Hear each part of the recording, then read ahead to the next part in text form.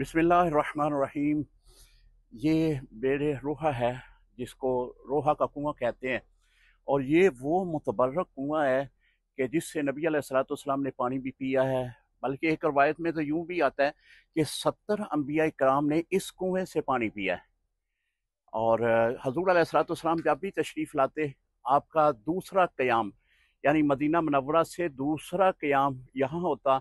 और इसके बाद आप यहाँ से पानी भी नोश फरमाते। इसके साथ ही मस्जिद ज़ेर तमीर है। वो मस्जिद जो है उसमें आप नफल भी अदा करते। ये कितना मुतबर्रक जगह है कि अल्लाह ताला ने कैसा इंतखाब किया कि नबी अलैहिस्सलाम यहाँ पे क़याम फरमाते हैं। फिर आपके अलावा 70 अंबिया इकराम जो है इस कुएं से उन्होंने पानी पिया है, यहाँ पे क़याम फरमाया है। इसकी मोहब्बत ये है कि इसको चूमा जाए, क्योंकि बहुत बड़ी निस्बत है अंबिया इकराम की और नबी अलैहिस्सलाम की। अब इसको बंद किया हुआ है, तमीर ज़ेर तमीर है। ये पाइप से पानी जो है वो बाहर लोगों की तरफ जा रहा है।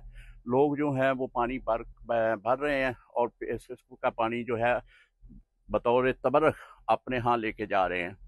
ज़ियारत कीजिएगा। ये मुकम्मल कुआं है, ऊपर से बंद किया हुआ है और ये एक जाली का टुकड़ा जो है वो खाली छोड़ा हुआ है। आप देख सकते हैं।